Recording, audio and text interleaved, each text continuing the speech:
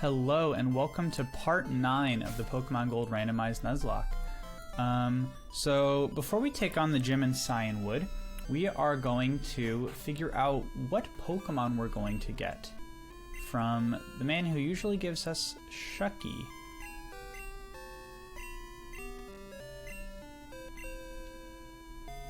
I thought about that. Okay, so we're gonna have to deposit somebody before we actually receive this. So let's go ahead and we'll pop in.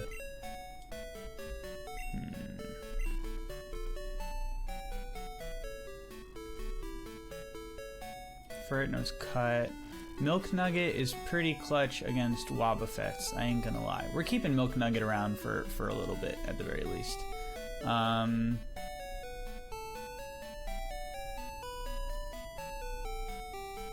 does Shroom Boss have? He has some useful move. Rock Smash, I think. Let's go ahead and deposit our Parasect for now.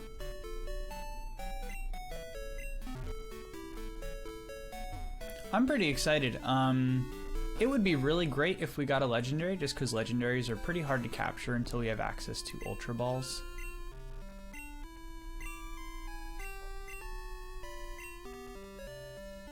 Interesting. I don't think I ever really read this dialogue, but it seems like our rival definitely just like stole a Pokemon from this guy.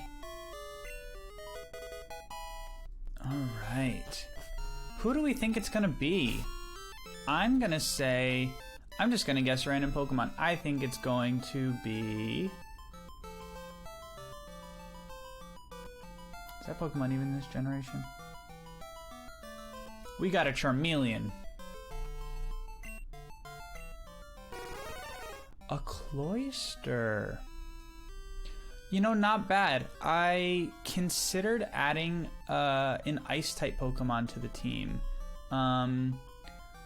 Cloyster. I don't hate this. We're actually gonna deposit Cloyster for now on the off chance we ever want to level it up, but we're going to find out what item. Oh, it's holding a berry. That's right, we saw that. Okay. Yeah, we're gonna deposit the Cloyster and bring back our Rock Smashin', man, it's hard to remember all these names sometimes, Shroom Boss. And without further ado, let's go ahead and take on the Cyanwood gym. I think Chuck is the leader of this gym. So it could be random, so team order isn't super important. I like to start out with Elite Saurus because I think he's got pretty good resistance against a lot of things.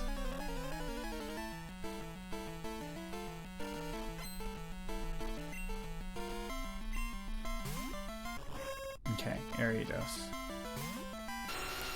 Oh man, I don't know if I was prepared for how strong they would be. Level 27 that's pretty strong. Interesting, it knows Nightshade. So Nightshade, I believe, does the amount of damage equal to the user's level. Aren't these ghost moves? Leech Life and, or is Leech Life a poison move? Is Nightshade a ghost? I thought Nightshade was a ghost move. It's a little strange. Yeah, I remember this part of the game getting pretty hard because not only are Chuck's Pokemon pretty high leveled, but then, what's her name? Jasmine of the Olivine City Gym had a pretty high level Steelix from what I remember. I think normally here we'd be fighting like Hitmonlee, Hitmonchan, and then finally like a Hitmontop, which I think is supposed to be like a pretty big reveal in this game that like, oh, there's another Tyrogue evolution or whatever, and then of course you find Tyrogue in this game. And does Chuck also give us a Pokemon? Or I know that the sort of fighting gym in the first generations do. While we're fighting this Parasect, I'm gonna go ahead and check the gym leaders that we have coming up. So first we're gonna look up Chuck. I think he has like all 3 or something like that. Just 3 Pokemon. Okay, he's got 2. Oh, interesting. So he doesn't use any of the Hitmons. He normally has a Primeape and a Polygraph, level 27 and 30. And then, of course, we're going to check... I believe her name is, like, Jasmine. Jasmine? I think she just has... Oh, no, okay. She's got, looks like 3 Pokemon, but a level 35 Steelix. Yeah, that thing comes out of nowhere, man. Level 35. Absolutely insane. I'm not even sure how you're supposed to train for that. Like, where... I've been training pretty much these 3 Pokemon exclusively, and we're not even close to being... Like, we're usually over-leveled for every situation, but we're not even close to that now.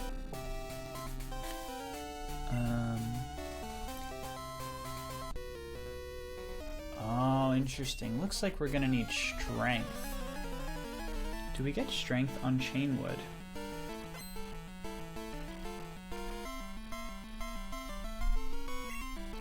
Gonna have to look that up real quick.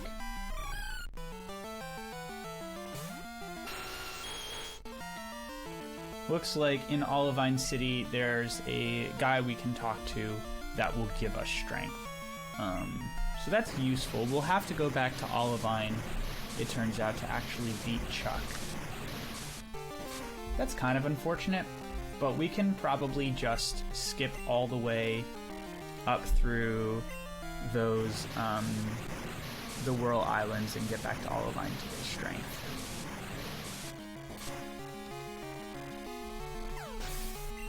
Guess I thought we'd be more prepared in this video, but doesn't always go according to plan, and that's okay. Rapidash, yes, we want to keep Lightsaurus in to hit Rapidash with a nice, easy Surf. Man, speaking of Surf, I gotta say, I mean, you could go to the beach pretty much any time during the year, but there's something just so great about spending a nice hot day at the beach. I'm really looking forward to beach weather. It's sort of been beach weather a little bit in North Carolina. We had a nice cool week this week to get a break from the heat. Not sure where some of these viewers live. I believe most of them live in North Carolina, since these videos will almost certainly only be shown to people whom I know very closely. If one day someone is watching this video and they're not from North Carolina, hello to wherever it is you come from, and to you yourself, of course. And I hope that you have the chance to visit a nice, warm, sunny beach, if that's your thing. Words. Oh, interesting. Okay, we got a trainer battle along the way. Let's go ahead and humor this. We got a lot of time left in this episode, and really all I'd planned on doing was taking on the Cyanwood Gym. Looks like we got our boy Young Train coming by. Yes, the train that I believe it's a train that delivers coal, and he likes to come by at odd hours, including sometimes 6:30 in the morning when us normal people are trying to sleep. And I live about, who knows, maybe 50 or 100 feet from the train tracks. I can see it from my window right now. And your boy Young Train is pretty loud, so if it comes by and it starts to pick up in the mic way too loudly, I'm just gonna go ahead and mute it.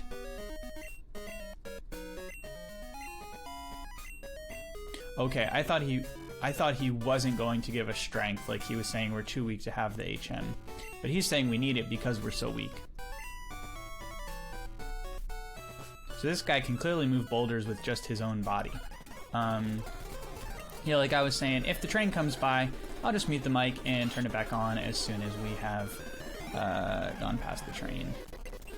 Interesting. I thought I got through all these trainers. I guess with the Whirlpool Islands, it's so hard to get everybody because it's kind of a little bit of a maze. So it's nice that we're picking up some extra trainers for additional experience, because we're going to need it when we fight Jasmine. I'm settled on that being her name, Jasmine. Let's keep it at Jasmine.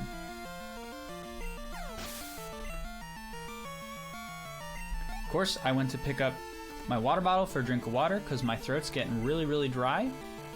And I'm out of water. Not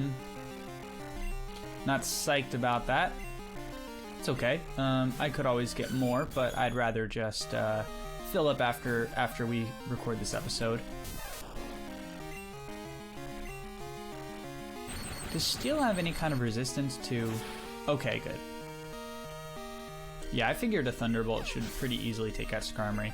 I remember playing the Pokemon Mystery Dungeon games, and the first time I played through, I was a Charmander, and my teammate was a Pikachu. And Pikachu was pretty clutch, because Pikachu got those Thunder Shocks on your boy Young Skarmory. He was like the first boss in those games, at least for Blue Rescue Team, he was. And that made that fight significantly easier. Yeah, I did have Charmander though, so I could have used Ember, but I think it helped that I had 2 team members who were super effective.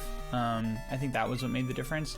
Because that battle, I look back on and I think, you know, that would be pretty hard, especially like these games are, I say it all the time, these games are made for kids. It might be pretty hard to do that battle without having 2 team members that are super effective. Here we go. I'm just proving myself wrong up and down today. We've missed so far 3 trainers that I thought I caught, as in when I was doing my rounds through Roll Islands.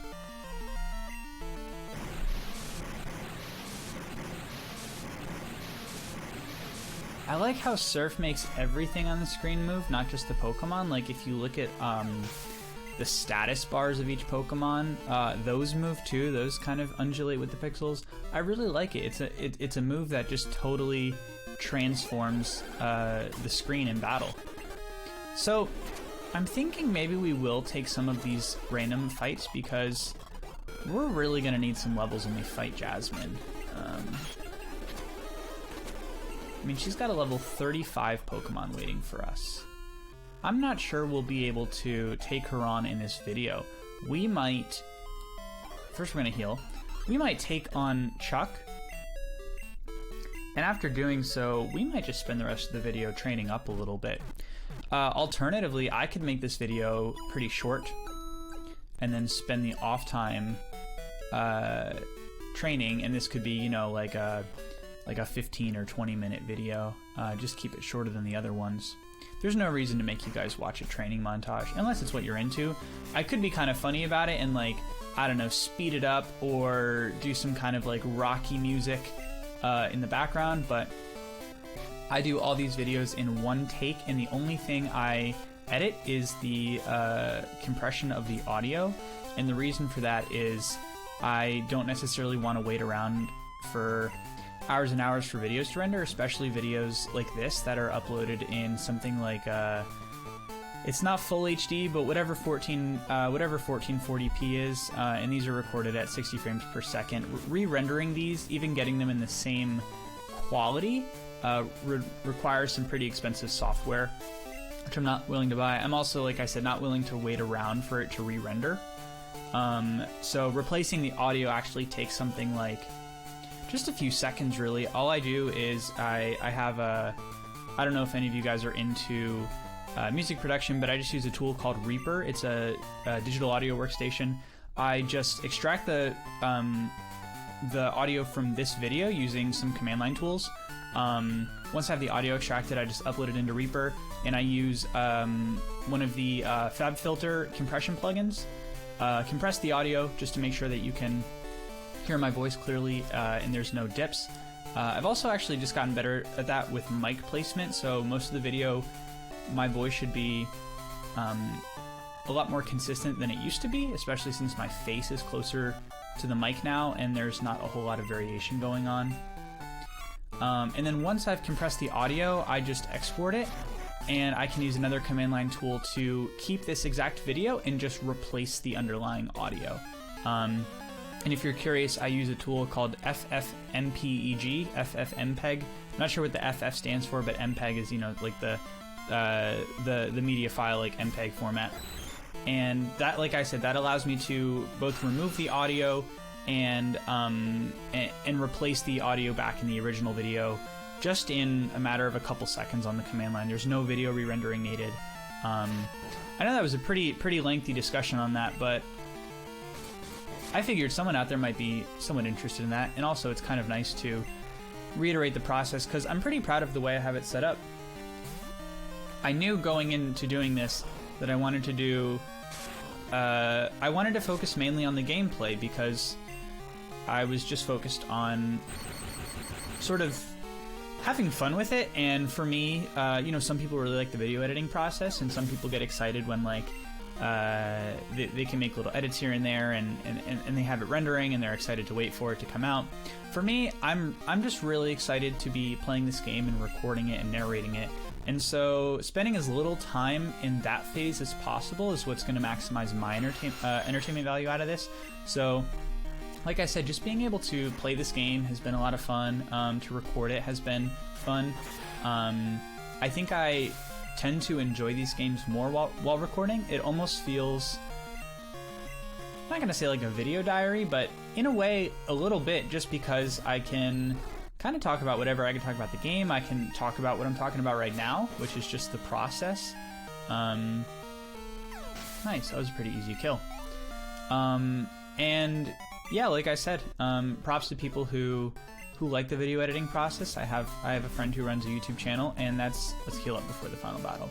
That's something that I think he's getting his feet wet with, and he really likes to do.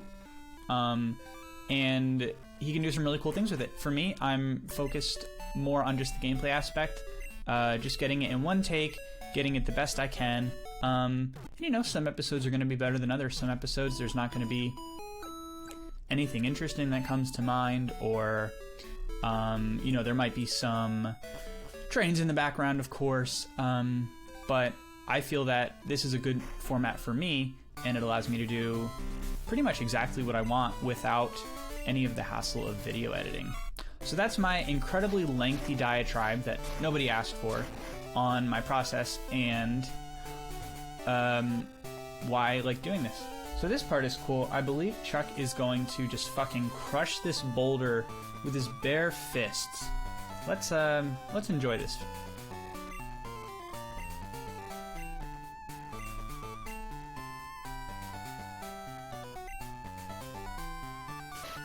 What a fucking maniac. If I saw a motherfucker lift a boulder his size and just huck it and crush it, I'd shit my pants. And anyone who says they wouldn't is a damn liar. I'll tell you that. Alright, Oddish. We shouldn't really be too worried about grass moves since we resist with poison. I think Nidoking, we have to be really wary of ice moves, water moves. Is it steel? No, steel's effective against rock. Jolteon, alright, cool, we resist with ground. This ended up being pretty nice, actually.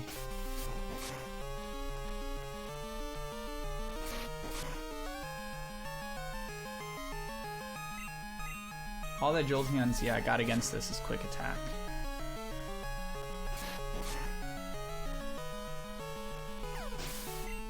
Nice. Okay, we're almost matched the level of Jasmine's highest level Pokemon.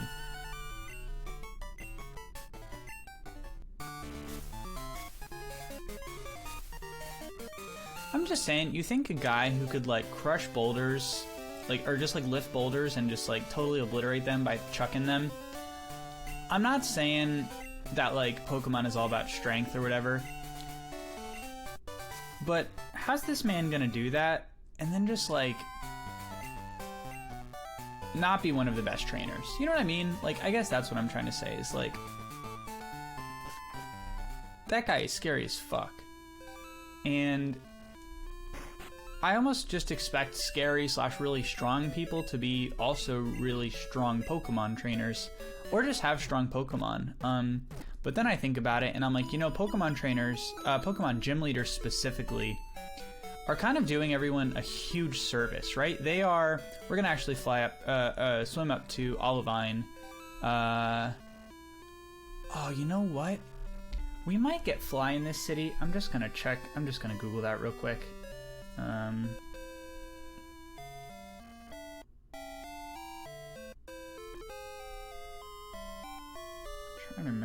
get fly. Yeah, I figured we get it here. So you give it to us, don't you? Or you maybe?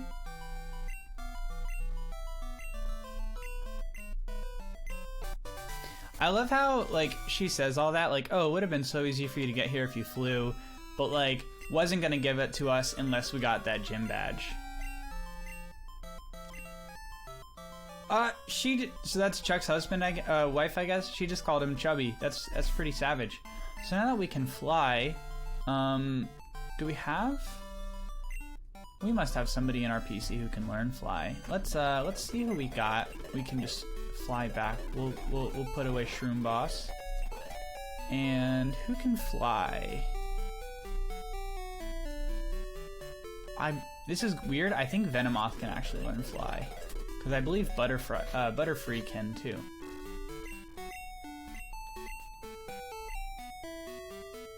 Nope. Who else we got? First, let's put away Not So Bad.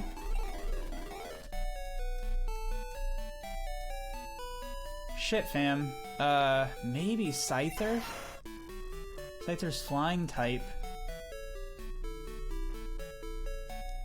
Man, we might need to figure out what we're gonna do if no one can learn fly. Okay, it doesn't look like anyone can learn fly, so tell you what, we're going to have to, at least for now, swim back.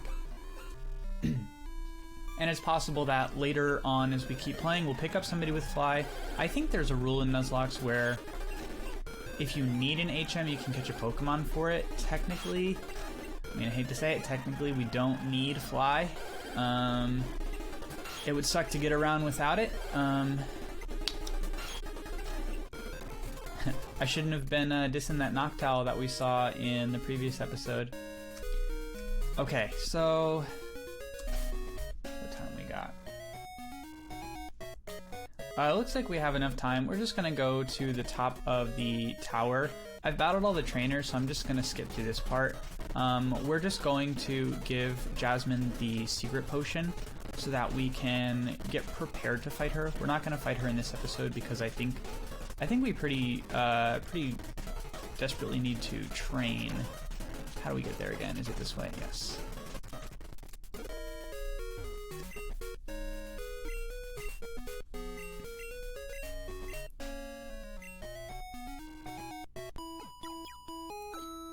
Jasmine's so sweet, man. Healing this AMPHAROS so that it can continue to power the light tower. Oh, this part's cool, I think. Yeah. Nice little flash or something like that. Cool. So she's heading back to the gym.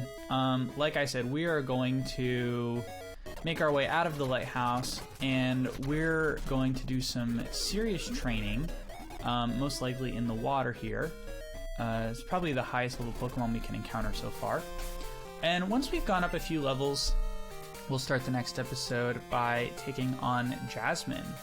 And that should be pretty short, so I'll also think of the next thing that we can do afterwards. I'm trying to think. I think after we fight Jasmine, we can... Let's actually check the map and see what we can do. That's right. We're going to have to go east of Eckerteak. Yep, there's Mount Mortar. We can swim across that little, whatever you want to call it, lake, get to Route 42. That puts us in Mahogany Town, and then we can go to Lake of Rage. And then after Lake of Rage, yep, we do the ice path to Blackthorn, and I believe after that, oh, Silver Cave, not yet. After that, I believe we go to the Elite Four. So not a heck of a lot left to do. We're chugging along pretty nicely here. Like I said, I'm gonna get some training done, and in the next episode, we're gonna take on Jasmine to get our 6th gym badge. All right, I'll look forward to it, and I'll see you next time.